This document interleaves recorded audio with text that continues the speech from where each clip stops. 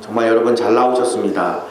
하나님의 거룩한 부르심에 따라서 여러분이 하나님 앞에 나오신 여러분들 한 분 한 분이 하나님이 베풀어 주신 놀라운 사랑으로 행복한 인생 되시기를 간절히 축원드립니다.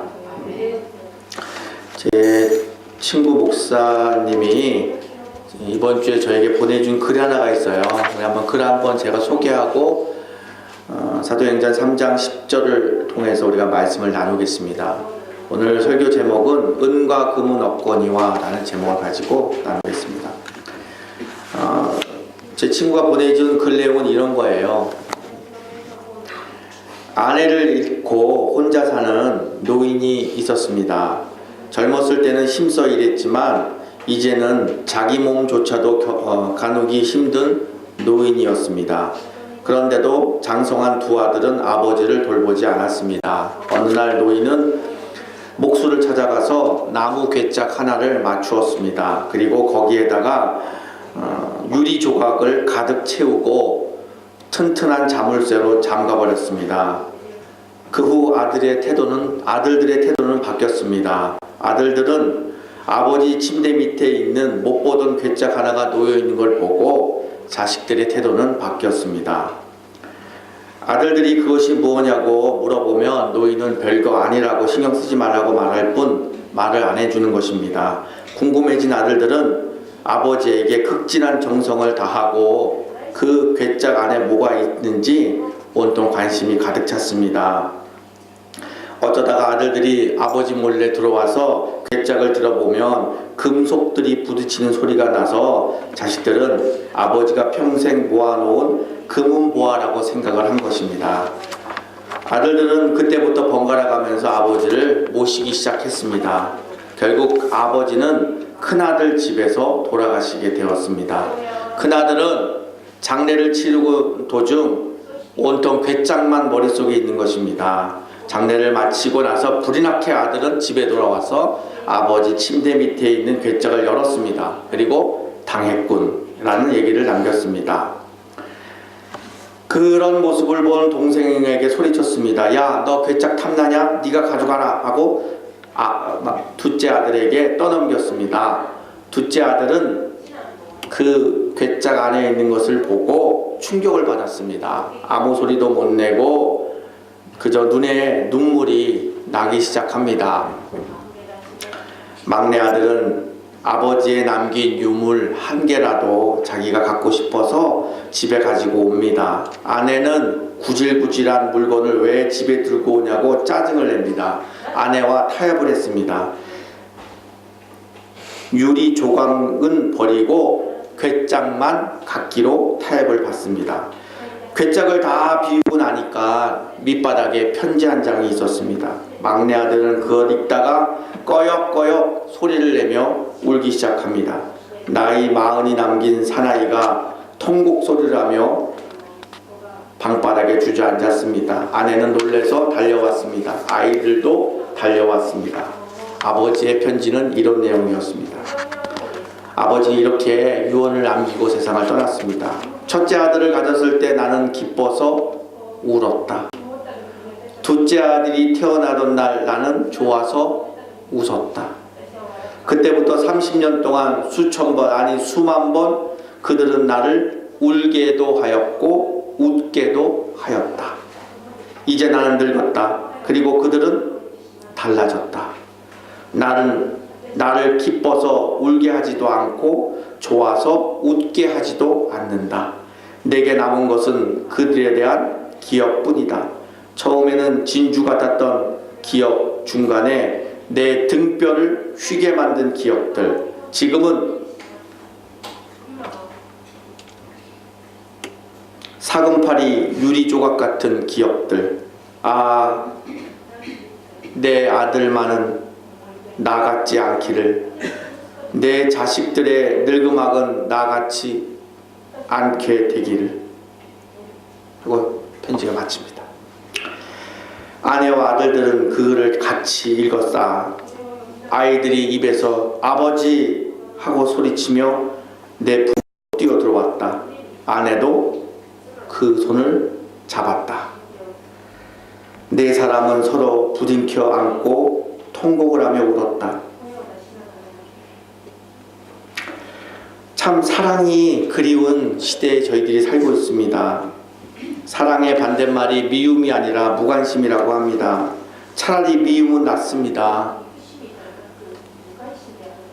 옆집에 사람들이 죽어나가도 아무도 관심이 없습니다. 왜 저렇게 얼굴이 안 좋은지, 왜 저렇게 옷을 입고 다니는지 관심이 없습니다. 사랑이 그리운 시대에 살고 있지만 또 오히려 사랑으로 많이 상처를 받습니다. 참 사랑이 아닌 사람들의 욕망과 욕심을 자극하는 쾌락은 많이 있지만 참 사랑이 사라져가는 시대에 저희들이 살고 있습니다. 참 사랑을 나눌 따뜻한 사람이 그립습니다. 우리 교회가 참 사랑으로 가득한 교회, 행복한 교회가 될 수 있을까요?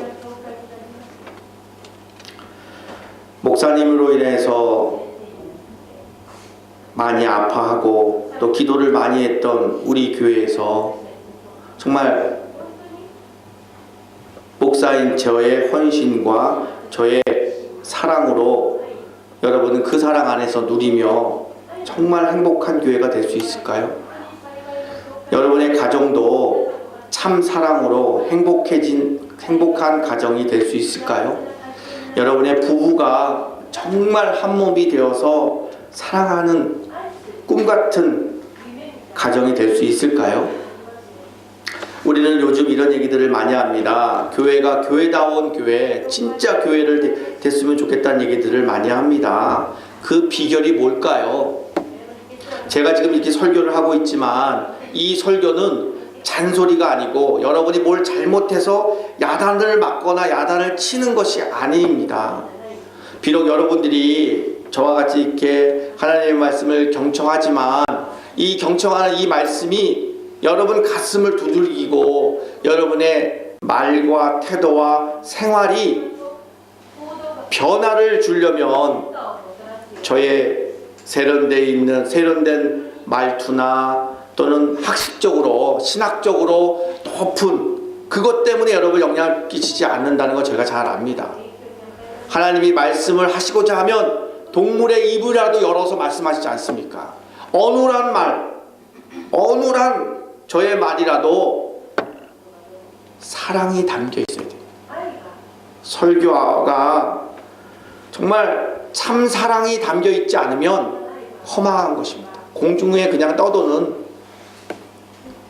교회 안에 봉사도 많이 합니다. 성가대도 합니다. 교사도 합니다. 사랑이 없으면 허망한 겁니다. 교회의 본질은 사랑입니다. 지존하신 하나님이 우리를 얼마나 사랑하시는지에 대해서 그 사랑이 가득 차고 가득 차는 곳이 바로 교회입니다. 옆에 있는 내 성도 한 명이 아파하고 힘들어하는 것을 무관심하게 한다면 그건 교회도 아닙니다. 동네에 있는 그냥 차 마시는 모임에서도 그렇게 하지 않습니다. 그런데 문제가 있습니다. 목사인 저의 솔직한 고백은 저의 인격으로 남을 사랑할 수 없습니다. 저의 성질, 저는 어릴 적부터 착하다는 얘기를 무지 많이 들었습니다. 착하니까 목사가 됐지. 선영이는 그래, 내가 그렇게 될 줄 알았어. 착하잖아. 저의 성질, 착하다고 들었던 그 말로는 안 된다는 거죠. 이렇게 따뜻한 미소를 짓고 있지만 제 속마음은 시체 구덩이와 같이 악하고 약한 본질을 갖고 있어서 누군가를 사랑하고 누군가를 배려할 수 없습니다. 제 멋대로 할 수밖에 없는 것이 접니다. 저의 인격으로, 저의 사랑, 저의 성질로는 제 멋대로 살 수밖에 없는 저인지라 누구를 사랑할 수 없습니다. 제 아내를 정말 사랑할 수 없습니다. 없다는 것을 나중에 거듭나고 나서 그제야 비로소 내 자신을 알게 된 것이죠. 여러분은 어떻습니까? 누군가를 사랑하고 누군가를 위해서 정말 사랑할 수 있다고 생각하십니까? 성경은 없다고 얘기하십니다. 그러면 어떻게 해야 되는 겁니까? 사랑은 하나님께 있는 겁니다. 하나님의 사랑을 알아가고 하나님의 사랑을 느끼고 하나님의 사랑을 가지고 있을 때야 비로소 내 멋대로 안 살고 하나님의 사랑으로, 하나님의 마음으로 세상을 살아갈 수 있는 힘이 생기는 거죠. 여러분도 이 거룩한 사순절 기간 동안에 주님의 사랑을 깊이 묵상하는 시간 되시길 바라겠습니다. 오늘은 사순절 세 번째 시간. 보통 사순절은 6주 정도 됩니다. 2월 18일부터 시작된 이 부활절이 40일을 맞춰서 부활절 주일을 빼고 40일을 역순으로 해서 날짜를 센 날이 바로 2월 18일입니다. 오늘 본문의 내용은 이런 겁니다. 제9시에 베드로와 요한이 성전에 올라갈 때 말씀을 하세요. 오늘의 본문의 내용은 여러분 많이 들으셨잖아요. 베드로와 요한이 성전문에 기도하러 올라갔는데 그 미문 밑에 나면서부터 앉은 뱅이, 사도행전 4장에 보면 40살이라고 나옵니다. 40살 난 그 남자 사람이 앉은 뱅이가 앉아 있는 거예요.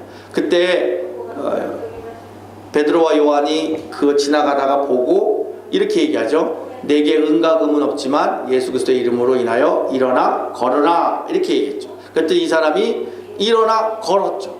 그리고 하나님을 찬양했더라, 이런 내용이에요. 성경을 남의 얘기가 아니라 내 얘기로 받아들이고 성경의 본문을 나의 삶의 사건으로 받아들이면서 고기를 씹을 때 꼭꼭꼭 씹어야 고기 맛을 알잖아요. 고기를 씹지 않고 꼭꼭꼭 씹지 않으면 고기 안에 있는 맛을 모르는 거죠.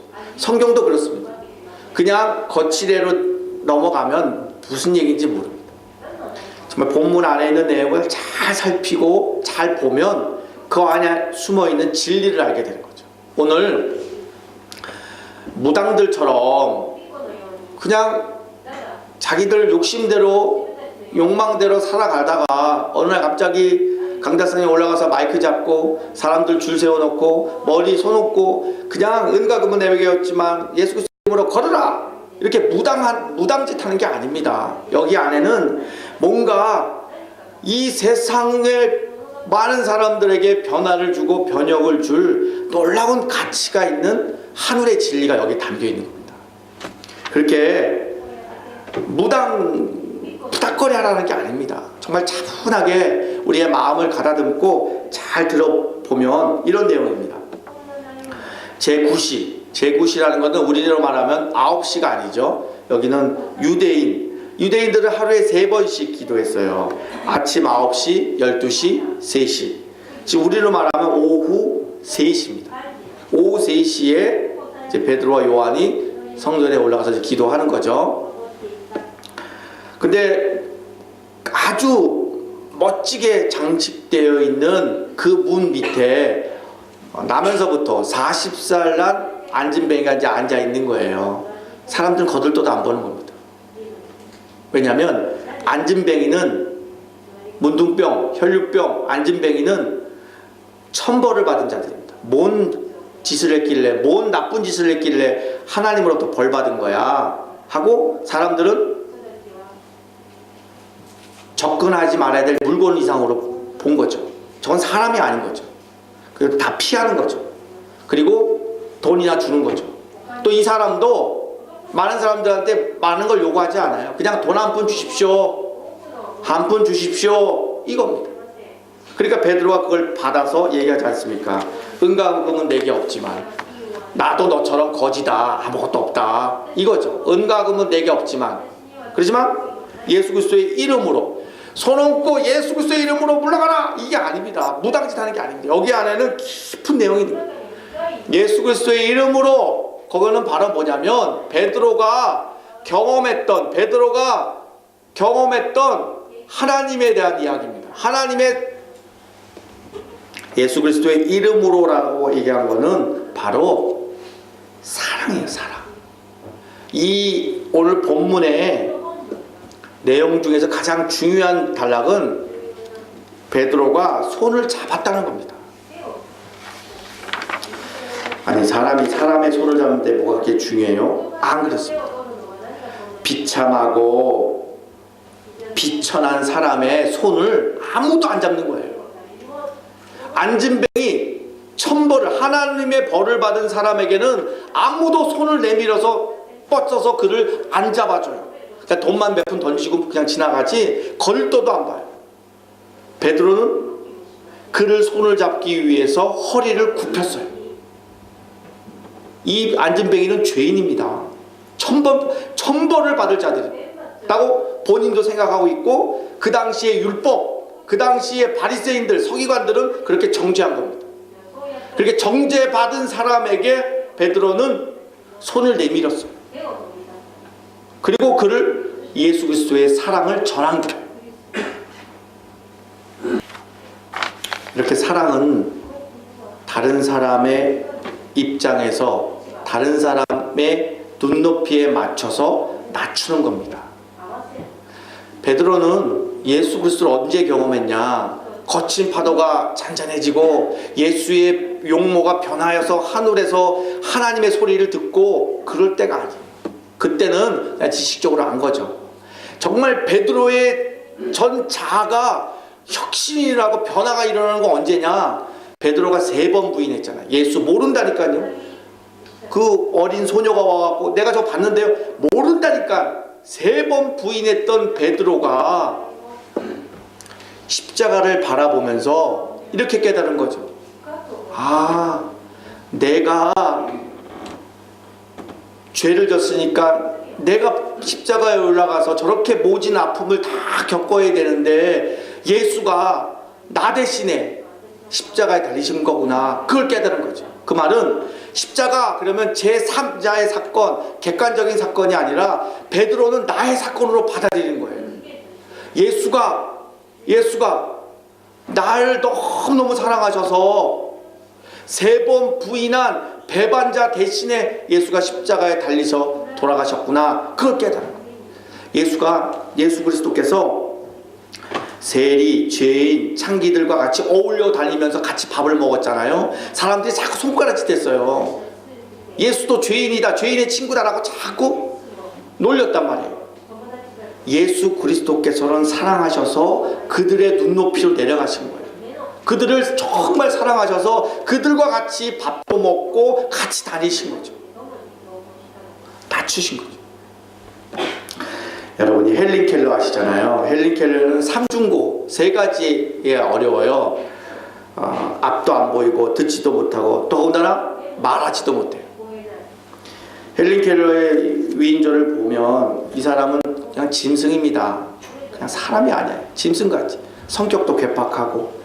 그래서 사람들이 오면, 선생님들이 오면 선생님들과 다투고 싸우고 때리고 며칠 못 견뎌요. 근데 어느 날 선생님 한 분이 오셔서 이 헬린 켈러를 며칠 대하면서 헬린 켈러의 태도가 바뀌었어요. 여러분이 잘 알고 있는 그분이 실리반이라고 하는 선생님이시죠. 이분은 헬린 켈러에게 마치 짐승과 같이 살아가는 이 헬린 켈러에게 따뜻한 사랑을 온몸으로 주신 분입니다. 너는 왜 못 보니? 내가 말하는 대로 하지 않고 너 지금 뭐 하는 거니? 이러지 않았어요. 이 선생님은 원래 시력을 잃어버릴 뻔한 사람이었습니다. 헬린 켈러의 아픔을 나의 아픔으로 받아들이고 정말 헬린 켈러와 똑같은 눈높이에서 헬린 켈러를 안아주고 또 안아주고 안아주고 안아주고, 정말 이 들짐승과 같이 살아가고 있는 이 헬린 켈러를 모든 사람들이 씨름하다가 며칠 씨름하다가 다 떠나버렸지만 이 사람은 헬린 켈러를 헬린 켈러의 눈높이에 맞춰서 뜨겁게 사랑했던 거죠. 상대방 수준에 맞추어서 같이 아파하고 같이 슬퍼하는, 그것이 바로 성경에서 말씀하신 사랑이신 거예요. 오늘 베드로가 경험했던 예수의 사랑은 바로 그 사랑이었습니다. 그래서 이 안진뱅이에게 은과 금은 없지만 내가 예수의 사랑을 너에게 주노라 하면서 손을 내밀어서 그를 손을 잡아 당긴 것이죠. 그랬더니 사랑은 기적을 낳는 것이죠. 사랑은 신비로운 것이죠. 주님의 사랑, 인간의 욕망과 욕심에 가득 찬 이기적인 사랑이 아닌 하나님의 사랑.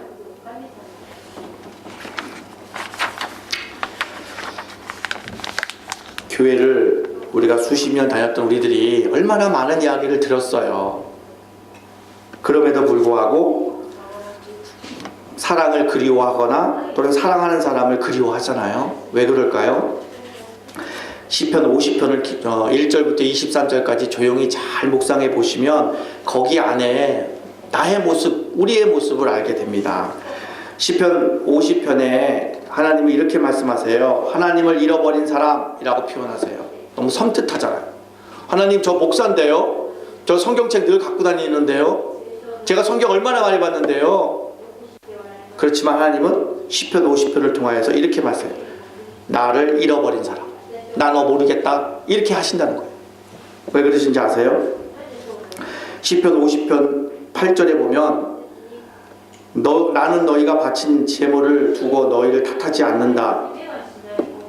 너희는 한 번도 나를 거르지 않고 나에게 늘 번제를 바쳤다 라고 얘기해요. 하나님이 예물을 안 바쳤거나 하나님께 오지 않아서 이런 말씀한 게 아니죠.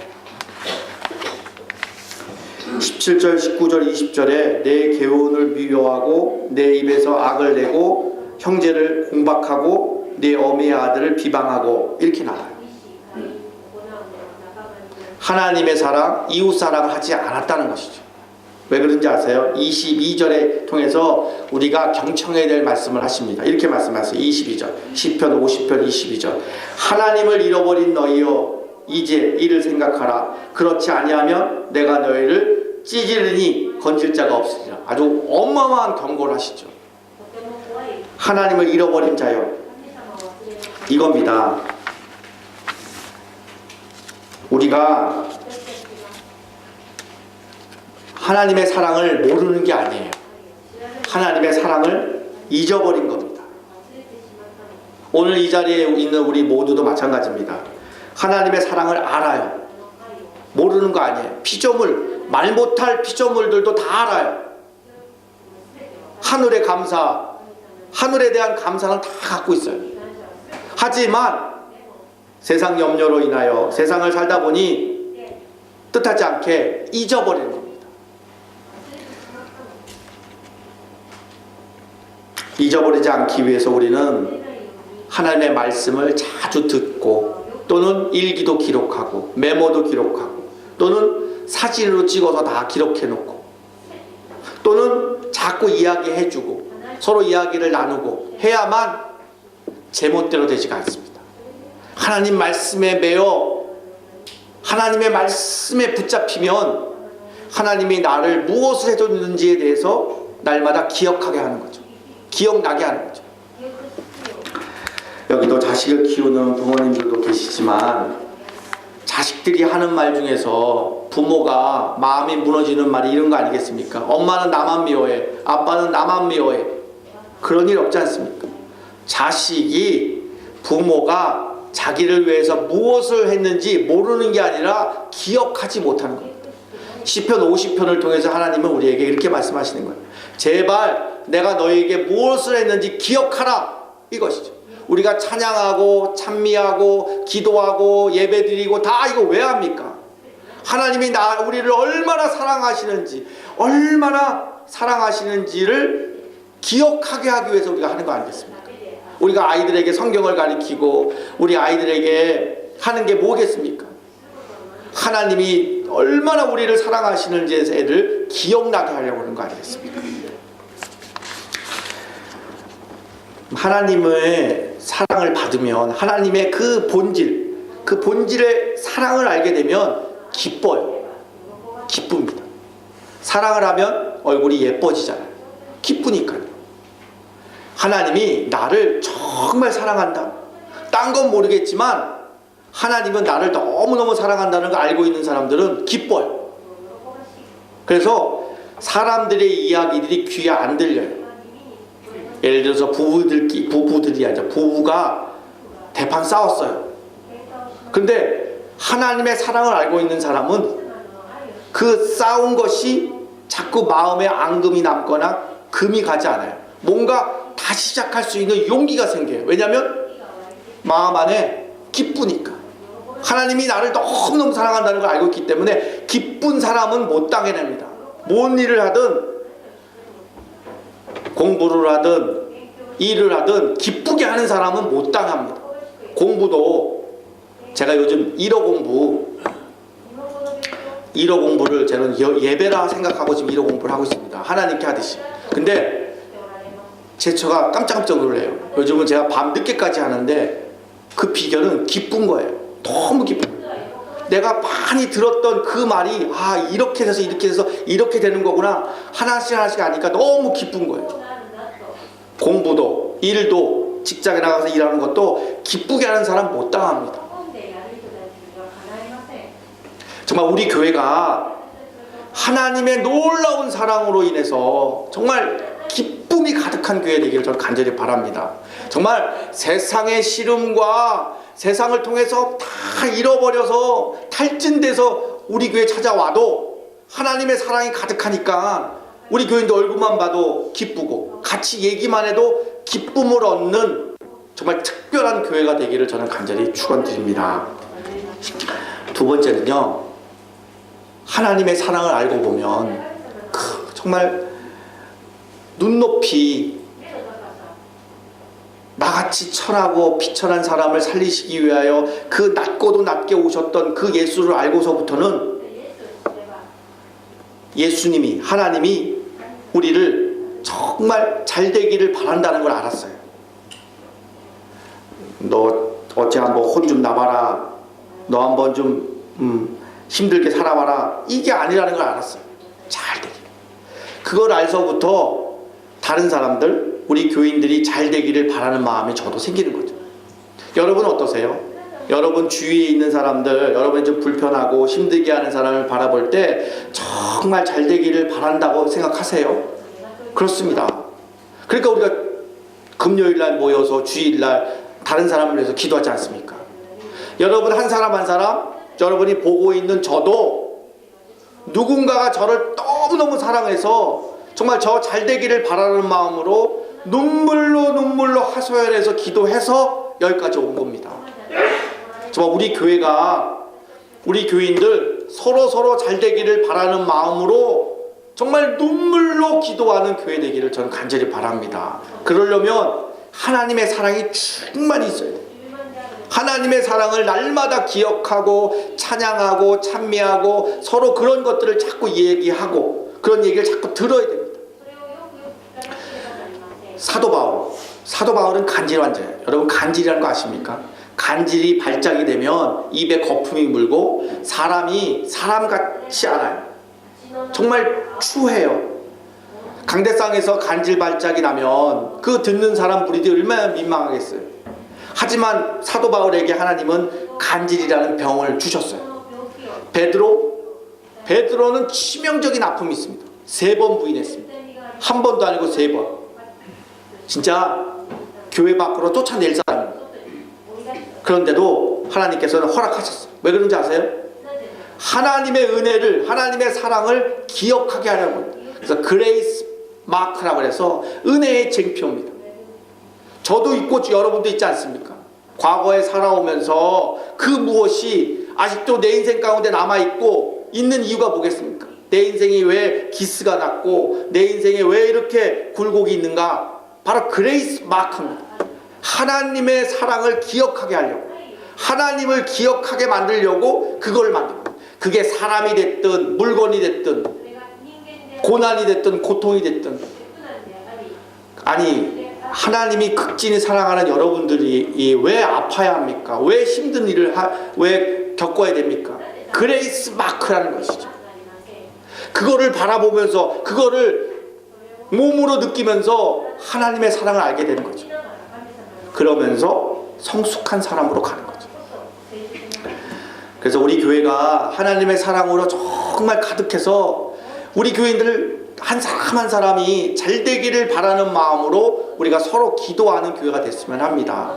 정말 누가 잘 됐다 그러면 배 아파하지 않고 정말 내일처럼 너무 기쁜 거예요. 너무 기쁜 거예요. 사랑이라는 이름 때문에 상처도 많이 받잖아요. 그런데 사랑한다 그러면서 그 사람을 나처럼 바라보지 않아요. 내일처럼 바라보지 않아요. 저 사람이 이상한 행동을 하고 정말 이상한 말을 하잖아요. 그러면 그 사람 입장에 섰고 그걸 바라보면 알게 돼요. 저 사람이 정말 힘든 인생을 살아왔구나. 사람들로부터 험한 얘기 듣고 시달림 당하다 보니까 저렇게 고생해서 저렇게 된 거구나. 이해가 되는 거죠. 그러니까 넘어갈 수 있는데, 사랑이 없는 사람, 잔인한 사람, 그냥 사람들 만나면 하나님 노릇하려고 사람들 말하는 거나 행동하는 거나 심판하려고 하는 사람들에게는 그런 거 안 보여요. 하지만 하나님의 사랑을 알고 사랑의 눈으로 사람들을 이렇게 바라봐 주면, 그 사람의 눈높이로 보면 그 사람의 마음 알게 돼요. 얼마나 힘들게 살아왔을까, 얼마나 외롭게 살아왔을까 보이는 거죠. 예수의 사랑은 바로 그런 거라는 거죠. 예수 그리스도께서는 너 왜 기도 안 했니? 기도 안 하니까 이렇게 된 거야. 너 왜 이러는 거니? 이러시는 분이야. 같이 아파해 주시고 같이 웃어주시는 참 나의 좋은 친구시죠. 이러한 은혜가 우리 교회 안에 정말 충만히 임하길 간절히 바랍니다.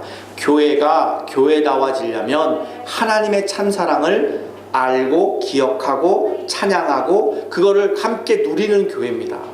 교회의 본질이 그렇다는 것이죠.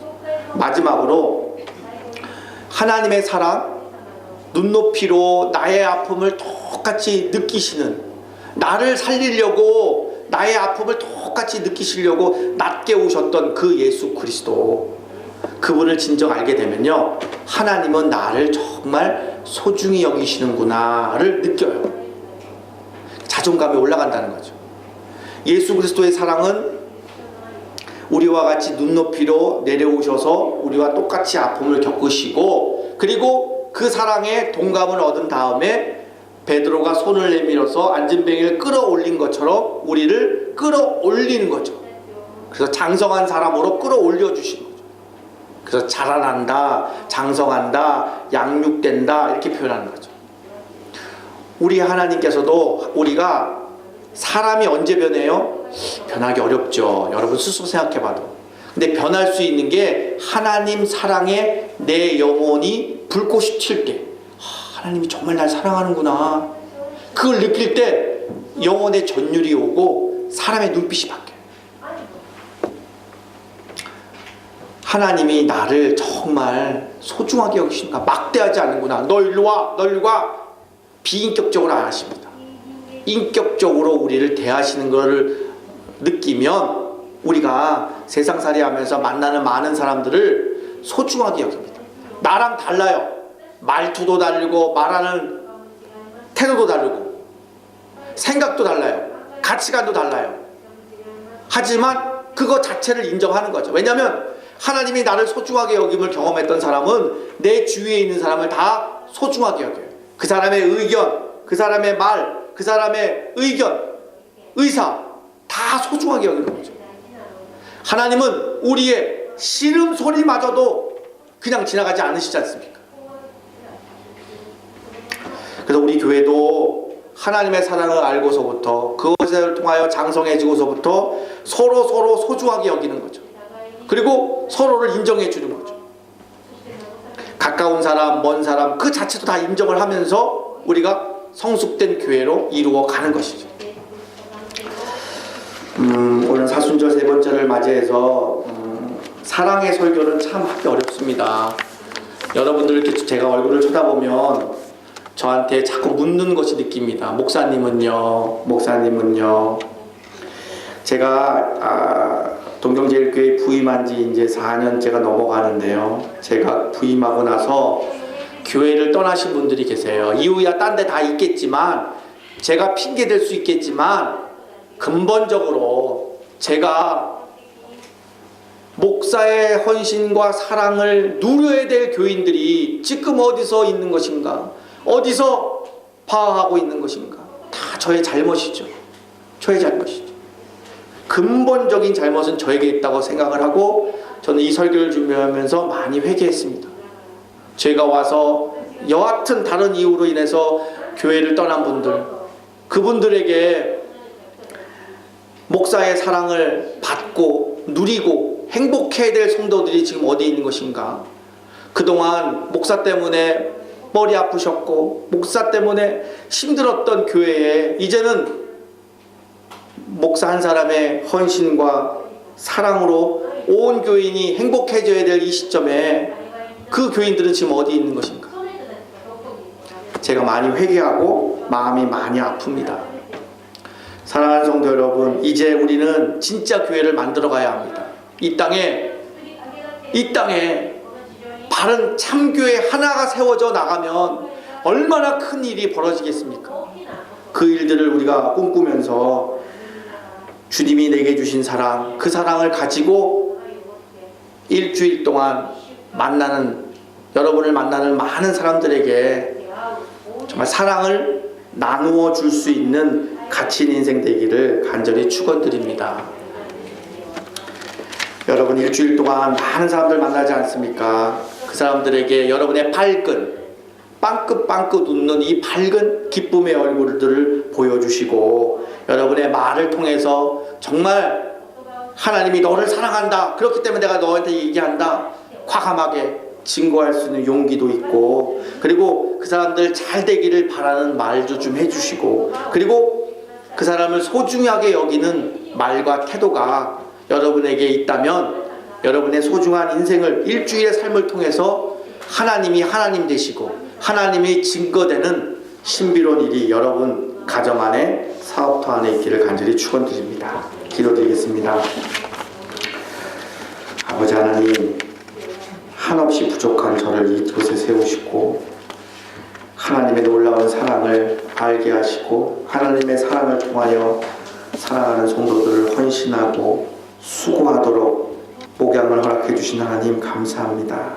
이 허락하신 이 목양에서 목숨이 다할 때까지 최선을 다하여 하나님이 사랑하는 성도들을 사랑하고 진실로 사랑하고 진실로 축복하는 목양이 될 수 있도록 인도하시고, 저부터 먼저 교회 안에 하나님의 사랑으로 온 성도들을 품고 안아주고 축복하는 사랑이 충만한 목양이 이곳에 일어나도록 인도해 주시옵소서.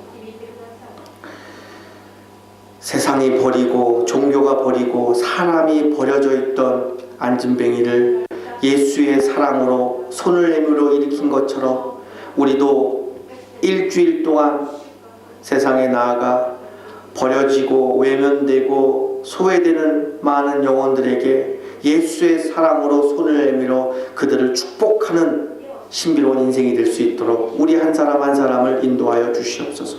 감사하고 예수님의 이름으로 간절히 기도드리옵나이다.